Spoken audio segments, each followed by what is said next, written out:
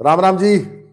आज का ये वीडियो पश्चिम बंगाल की नब्ज टटोल कर आए श्रीकांत भाई के साथ हो रहा है। आप देख रहे हैं स्लो जिंदगी, बाबा की खरी खोटी। मैं हूं नन्हे पहलवान।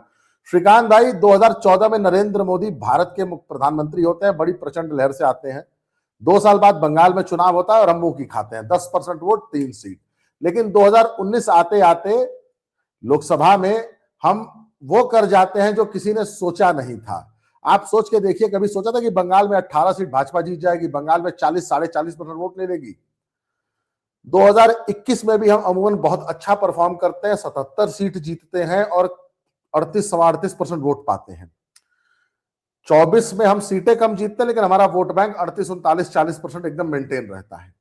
अब आ जाते हैं आज एसआईआर की स्थिति के बाद। ममता बानो का वो जिहादी वोट बैंक, वो 1.25 करोड़ वोट बैंक कटने जा रहा है। उसके बाद आपको क्या लगता है? आप तो मैंने सुना है कि मुस्लिम बाहुल इलाकों में ही जाकर ज्यादा सर्वे किए हैं। श्रीकांत भाई जरा बताइए, 24 परगना हो, मुर्शिदाबाद हो, बहरामपुर हो या कोलकाता के सबर्ब्स हो, भाजपा कैसा परफॉर्म करने जा रही है और जमीनी स्थिति क्या है, यथावत बताइए। जी जी जी जी। आपको तमाम दर्शकों को जय श्री राम। दरअसल मैं 4-5 दिन कोई वीडियो आप लोगों ने देखी नहीं और नन्हे भाई से भी मुलाकात नहीं हुई, बाबा के साथ भी कोई वीडियो नहीं बनाई। दरअसल मैं 2 अलग-अलग न्यूज़ एजेंसीज के लिए सर्वे कर रहा था और आपको पता है मैं तो 6 या 7 महीने बाद ही बंगाल का चुनाव है। और बंगाल जो मुझे 24 से पहले लग रहा था और 24 के चुनाव में भी मैं बंगाल गया था।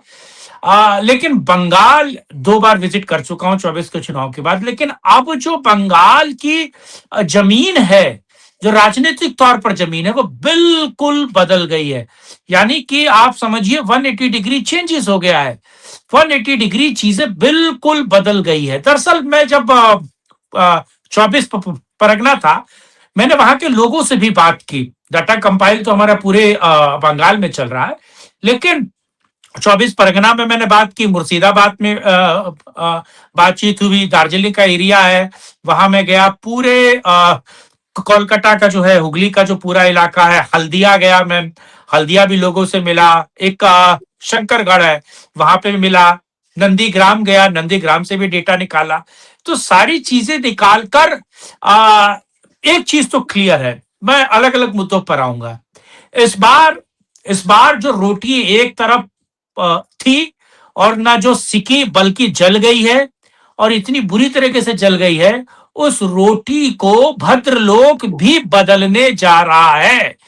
क्योंकि जिस तरीके की निरंकुश, और मैं आपको बताऊं, क्योंकि पिछले विधानसभा चुनाव में कोविड के दौरान भी हम लोग मास्क लगाकर या कैसे भी, क्योंकि मैं उस वक्त एक न्यूज चैनल के लिए काम कर रहा था, तो बंगाल का चुनाव मैं तकरीबन 40 दिन तक बंगाल में रहा हूं। 40 दिन तक लगातार उस वक्त मतलब एक न्यूज चैनल के लिए काम कर रहे थे हम लोग।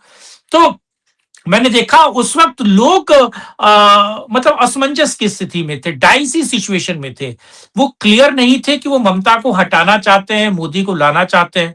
ऊपर से नरेंद्र मोदी पर जिस तरीके से प्रेशर बनाया गया, ममता दीदी के द्वारा प्रेशर बनाया गया और कहा गया कि मोदी दरअसल कोविड में भी जनता का, लाखों लोगों का जुटान करके मोदी जो है वो अलग तरीके से कर रहा है, कोविड फैलाने का काम कर रहा है।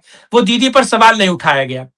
वो और मोदी एक तरीके से बैक स्टेप चले गए और नरेंद्र मोदी ने अपनी रैली और सभाओं को रोक दिया।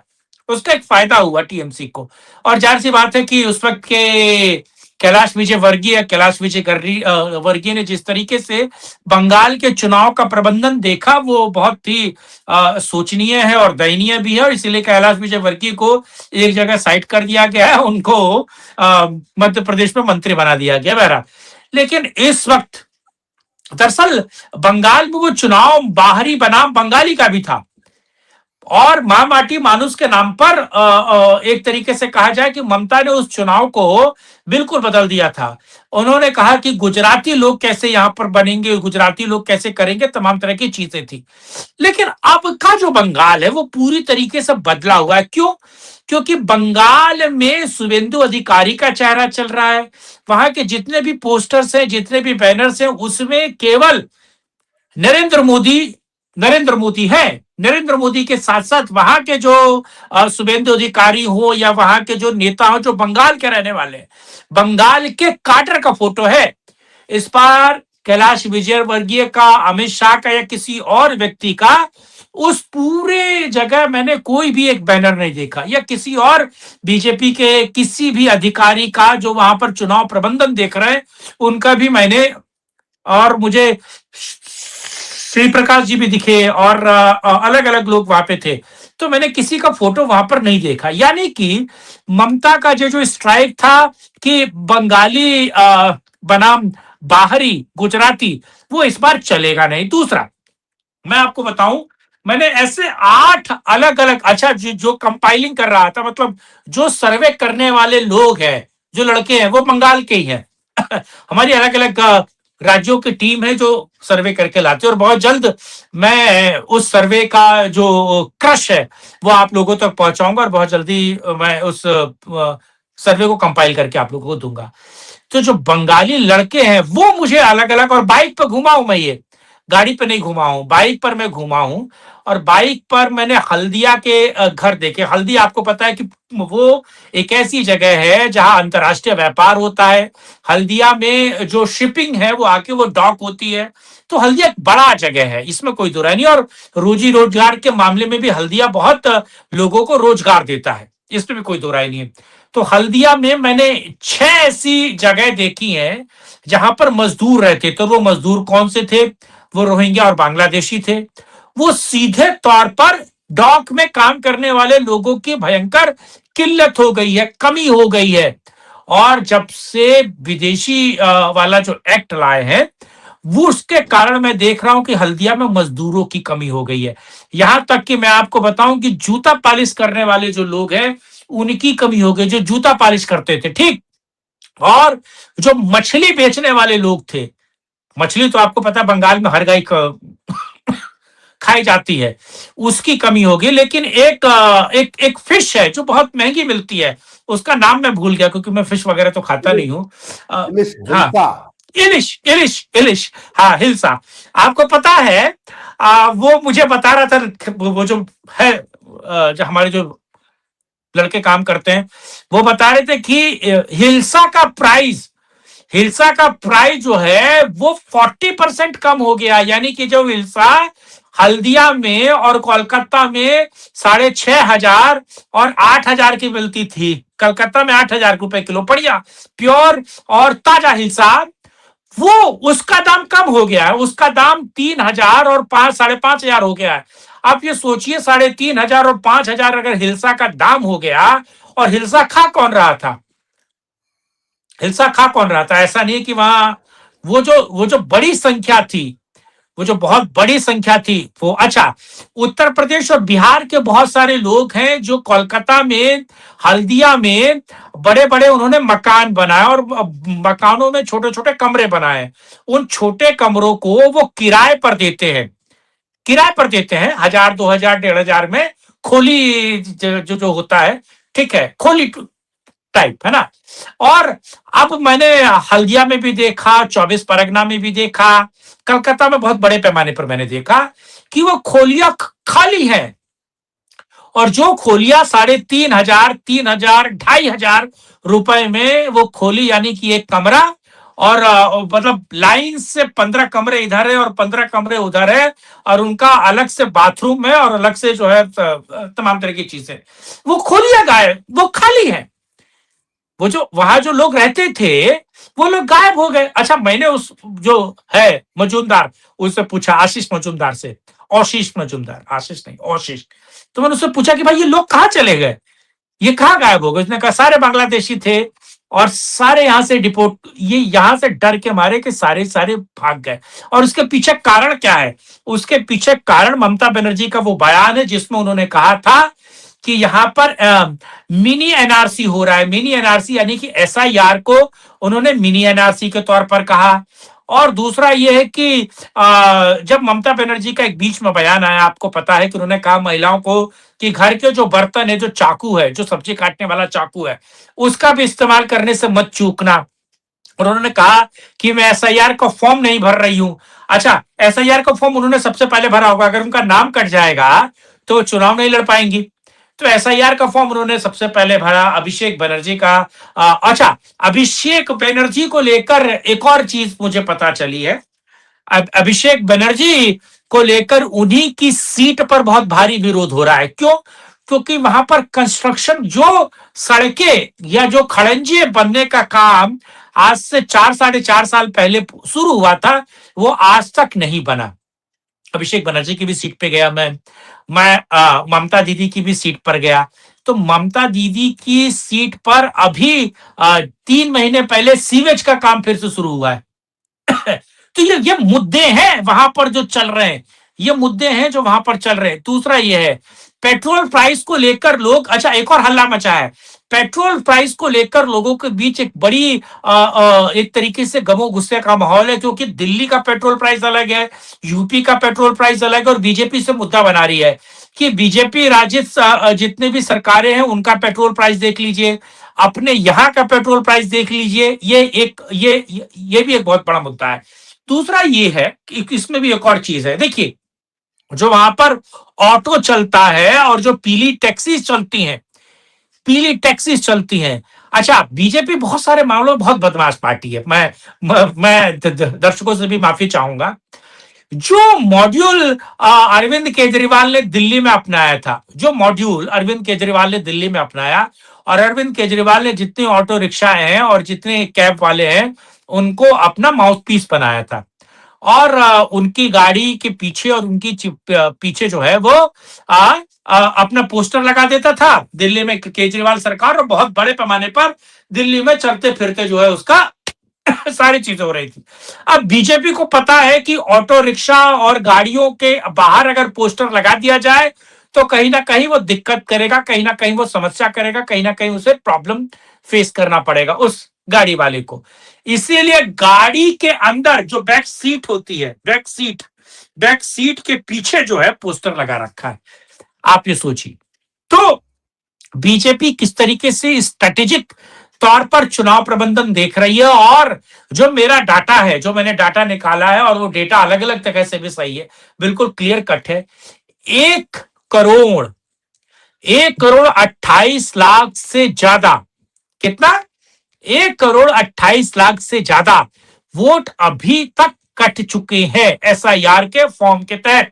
और उत्तर प्रदेश और अलग अलग राज्यों में एसआईआर की डेट आगे बढ़ाई गई, लेकिन बंगाल में एसआईआर की डेट उतनी नहीं बढ़ाई गई, क्योंकि बंगाल में अलग अलग समस्याएं थी। इसीलिए 1 करोड़ 28 लाख से ज्यादा वोट अभी एसआईआर के माध्यम से कट चुके। अच्छा, डेटा इससे बड़ा हो सकता है, इसमें कोई दो राय नहीं है, डेटा इससे बहुत बड़ा होगा, लेकिन अभी जो प्रथम सूचना के अनुसार जो डेटा है वो 1 करोड़ 28 लाख से ज्यादा। अब ये 1 करोड़ 28 लाख कौन थे नन्हे भाई? वो जो आपका मेरा वोट डाल के चले जाते थे, क्योंकि हमारे घर के बाहर टीएमसी के गुंडे बैठे होते थे। नन्हे पहलवान के घर के बाहर टीएमसी का गुंडा बैठा है, उसने कहा नन्हे पहलवान घर के बाहर मत निकल जाना, नहीं तो तुम्हारा टिच करके फिच कर देंगे। तो हाँ, टिच करके फिच ये वहां पर बीजेपी वाले चला रहे कि इस बार टीएमसी को टिच करके फिच करना है, मतलब वो बंगाली भाषा में कुछ होगा, अब मुझे उसका समझ नहीं आया। तो ये बहुत बड़ा कारण है, जो अवैध तौर पर बांग्लादेशी और वो लोग जो जुटे थे और जिनको अपनी खोली में रहने की जगह दी थी, जो किराए पे रह रहे थे, जो रोजी रोजगार उनको मिल रहा था, वो सीधे तौर पर बंगाल छोड़कर फरार है, भागे हुए हैं। बहुत सारे बांग्लादेश वापस गए हैं, बहुत सारे आसाम की तरफ जा रहे थे। हेमंता के हाथ में त्रिशूल है, वो सबके पिछवाड़े में त्रिशूल डाल रहा है। वहां त्रिपुरा अलग पीट रहा है, तो बचा कौन? बिहार में तो वो होने वाला नहीं, क्योंकि आपको पता है बिहार के जो गृह मंत्री हैं, वो गृह मंत्री कौन है आपको पता ही है। तो मतलब वो जो अवैध बांग्लादेशी और रोहिंग्या है वो हर जगह से मारे और पीटे जा रहे हैं। और अमित शाह ने जो कहा था, अमित शाह को लेकर एक बहुत बेहतरीन में एक वीडियो बहुत जल्दी आपको देखने को मिलेगा। लेकिन जो अमित शाह ने कहा था कि एक एक अवैध बांग्लादेशियों को मैं यहां से भगाऊंगा, तो वो कम से कम बंगाल में दिख रहा है, वो बंगाल में चीजें हो रही हैं। और ममता बनर्जी को यह पता है कि अगर इसके विरोध में वो बात करेंगे, इसके विरोध में कोई स्टंट करेंगी, राजनीतिक पॉलिटिकल स्टंट, तो उनको लेने के देने पड़ सकते हैं। इसीलिए सीधे तौर पर प्रथम मेरा यही स्टेटमेंट है कि बंगाल में इस बार टीएमसी टिच करके फिच हो रही है, यानी कि टीएमसी को बीजेपी वाले अब इतना ग्राउंडेड तरीके से पकड़ रहे हैं और वहां की जनता एंटी इनकम्बेंसी इतने बड़े पैमाने पर देख रही है कि बंगाल में सब कुछ एक तरफा, आपको एक तरफा तो नहीं कह सकता, लेकिन आपको इस बार सीन पलटा हुआ नजर आएगा। जी नन्हे भाई। मैं आज जो श्रीकांत भाई जरा डेटा देख रहा था पिछले इलेक्शन का, तो मैंने देखा कि जैसे कूच बिहार जैसा डिस्ट्रिक्ट है वो बीजेपी बड़े आराम से जीत रही है। 9 में से वहां बीजेपी 7 सीट जीत जाती है। अलीपुरद्वार में 5 की 5 सीट जीत रही है। जलपाईगुड़ी में भी बीजेपी टीएमसी से 1 सीट ज्यादा ले रही है। कालिम्पोंग तो चलिए वहां बीजेपी का उतना भी होल्ड नहीं है, तो कालिम्पोंग तो वहां एक लोकल पार्टी जीत गई। दार्जिलिंग बीजेपी क्लीन स्वीप करती है। लेकिन जो हम आते हैं गोल टोपी बहुल क्षेत्र में, नॉर्थ दिनाजपुर, 9 में से 7 सीट बीजेपी। अच्छा बताऊं, अब आप एक चीज और देखिए, पश्चिमी जो दिनाजपुर का पूरा इलाका है। अच्छा बोलिए प्लीज। उसमें श्रीकांत भाई 9 में से 5 सीट पे गोल टोपी को टिकट दिया था ममता दी ने। 9 में से 5 सीट गोल टोपी को दे रखी हैं। यही हाल दक्षिण दिनाजपुर में है। गोल टोपी को अपने सिर पे बैठाने ममता पीछे नहीं हट रही है। अब आप मालदा सब डिस्ट्रिक्ट देख लीजिए। मालदा में बीजेपी, मैं नहीं कहता क्लीन स्वीप कर रही है, लेकिन बीजेपी मालदा में लड़ रही है। और मालदा जैसी डिस्ट्रिक्ट्स में अगर बीजेपी लड़ रही है, और मैं आपको आज एक बात बताऊं श्रीकांत भाई, ममता बनर्जी की सारी पॉलिटिक्स आज इस्लाम बेस्ड, मुसलमान बेस्ड हो गई है। राहुल गांधी और अखिलेश यादव, तेजस्वी यादव से भी ज्यादा मुस्लिम परस्त है ममता बनर्जी। इसका आप एक बात बताऊं, जितना मुस्लिम बहुल एरिया है, बांग्लादेशी रोहिंग्या वाला एरिया है, वहां पर ममता दीदी ने दबा के मुसलमानों को टिकट दिया है। तो सही बात है, हमारी लड़ाई ममता दी से नहीं, हमारी लड़ाई तो रोहिंग्या, लेकिन इस बार स्प्लिट है वो दिनाजपुर का, मेदिनीपुर का और मालदा इस बार फिनिश है टिच करके फिच। क्यों? उसके पीछे कारण है। देखिए, ओवैसी की एंट्री हो रही है और ओवैसी की मैच एंट्री नहीं हो रही है, ओवैसी का काडर तैयार हो रहा है महाराज। ओवैसी का वहां काडर तैयार हो रहा है। फुरफुरी शरीफ ओवैसी के साथ जाकर मिल रहा है और जो बाबरी बनाने वाला है ना, मस्जिद बनाने वाला, उसका ओवैसी के साथ पैक्ट हो गया है। अब मैं ये नहीं कह रहा हूं कि इसमें बीजेपी का क्या हाथ है, मुझे नहीं पता। देखिए, ममता के जीतने का सबसे बड़ा दो सबसे बड़े मेजर कारण है। एक, गोलटोपी वोट। दूसरा, भद्र लोग समझ रहे हैं आप, भद्र लोग पूरी तरीके से एंटी हो चुका है, क्योंकि जिस तरीके से आरजी कार हॉस्पिटल हुआ और जिस तरीके से लॉ एंड ऑर्डर को लेकर सवाल उठ रहे हैं, जिस तरीके से पार्टी के बीच, टीएमसी के बीच खींचतान की स्थिति है, तो भद्र लोग अलग हो गया। उसे भी दिखता है कि भैया हमें देश के साथ चलना है, नहीं तो बड़ी दिक्कत हो जाएगी, बड़ी समस्या हो जाएगी। सेकुलर जो है वो पंथ निरपेक्ष हो गया है। पहले वो सेकुलर था, अब वो पंथ निरपेक्ष हो गया है, सेक्ट पर लेकर हो गया। दूसरा गोल टोपी का है, तो गोल टोपी के ज्यादातर वोट जो हैं वो, ठीक है, वो गोल टोपी गया जो अवैध तौर पर वोट करता था, और जो वैध गोल टोपी है, जो वैध गोल टोपी है, उसने भी मन बना लिया कि साहब हमारे बारे में तो कुछ होता नहीं है, इस बार हम अपने निजाम को लाएंगे, यानी कि हम ओवैसी को लाएंगे ताकि हमारा डिप्टी सीएम तो बन पाए। वैसे तो एक मेयर है जो विधायक भी है, एक मेयर है जो मेयर भी है, एक मेयर है जो मंत्री भी है। कलकत्ता के मेयर की बात कर रहा हूं मैं। और जहां सबसे ज्यादा हिंदू आबादी है, वहां पर आपने मुस्लिम मेयर दिया। आप समझ रहे हैं? उस व्यक्ति का भी भारी विरोध हो रहा है, क्योंकि उसका जो सबसे ज्यादा वोटर जिसको लाकर उसने बसाया था, वो सब धीरे धीरे धीरे धीरे धीरे गायब हो रहा है। तो जमीन पर, अच्छा एक और फैक्टर मैं बताना भूल गया, मथुआ वाला एक बहुत बड़ा फैक्टर है धन्य भाई। मथुआ समाज इस बार, क्योंकि अब उनको वोटिंग का राइट्स, उनको भारत की नागरिकता के लिए बीजेपी ने अपने हजारों कार्यकर्ताओं को जमीन पर उतारा है, जो उनका फॉर्म भर रहे हैं, जो उनका रजिस्ट्रेशन करवा रहे हैं, जो उनसे सारा सत्यापन का काम कर रहे हैं। तो मथुआ समाज के बीच एक मैसेज जा रहा है कि भाई हमने 2 बार तो, पिछले बार तो डिच किया 24 के चुनाव में, 19 के चुनाव में, और वो विधानसभा चुनाव में भी डिच किया क्योंकि बीजेपी की वजह से। बीजेपी तमाम सीए को लेकर आई, लेकिन उसका नोटिफिकेशन नहीं जारी किया था, तो वो भुगता। लेकिन इस बार वो पकड़ पकड़ करके भारत की नागरिकता दिलवा रहे हैं। और महादलित महाशूद्रा जो है वो भी बीजेपी के साथ एकजुट हो रहा है। तो मैं अगर मथुआ कहूं कि 60-40 वाला सीन है, एंड तक 70-30 हो जाएगा, तो भी मैं बात मान सकता हूं। लेकिन महादलित जो शूद्रा है वो बीजेपी के साथ पूरी तरीके से एकमुश्त खड़ा है। क्योंकि मैंने जो सर्वे मेरे पास आया वो जातिगत सर्वे भी है, वो केवल रिलीजियस बेस सर्वे नहीं है, वो जातिगत भी है और इकोनॉमिक फैक्टर के हिसाब से भी वो सर्वे है। तो सर्वे काफी सटीक है, जिसकी आरंभिक ट्रेलर मैं आपको दे रहा हूं जी। श्रीकांत भाई, मैं ना मुर्शिदाबाद की जरा बात करना चाहूंगा दर्शकों से। मुर्शिदाबाद में 22 विधानसभा सीट है, आपको पता है सिर्फ 2 बीजेपी जीती थी। और मुर्शिदाबाद में टीएमसी को जो मिनिमम वोट एक सीट पे मिला, जो बीजेपी मतलब जो सबसे कम वोट उसको जहां मिला है, वहां भी 47% वोट मिला है उसको। और मुर्शिदाबाद में जीत का मार्जिन 1-1 लाख का भी रहा है। 40-50 हजार, 60 हजार, 70 हजार तो एवरेज था। इस बार मुझे सिर्फ मुर्शिदाबाद देखना है कि एसआईआर के बाद मुर्शिदाबाद में टीएमसी कैसा परफॉर्म करती है, नाडिया में कैसा परफॉर्म करती है। जो सर मैं बताऊं, ममता बनर्जी जितना स्ट्रेटेजिक चुनाव लड़ जाती है, कोई लड़ नहीं पाएगा। उसको पता है कि वोटर कहां बसाना है और कैसे वोट बनवाना है। सर उसने पूरे नॉर्थ परगना में आपने देखा है सर कैसे फैलाया है मुसलमानों को। ये नहीं कि गेटो बना के एक ही जिले में घुसे हुए हैं या एक विधानसभा में, नहीं, हर विधानसभा में 25-50 हजार है। सर ममता बनर्जी का जो कैडर है ना टीएमसी, वो जो सच में बता रहा हूं जमीन पे अच्छा काम करता है। वो गुंडागर्दी भी करता है, उसको पता है। सर वो चिन्हित कर लेता है कि कुमार श्रीकांत के घर को चिन्हा करो और कुमार श्रीकांत को पहले बोल दो वोट देने नहीं आ, तुम्हारा वोट पड़ गया है। सर ये काम बीजेपी को भी करना होगा। अरे ठीक है, आला कमान को बताओ ना, आला कमान को बताओ कि ये गुंडे हैं, ये टीएमसी के लिए काम करते हैं।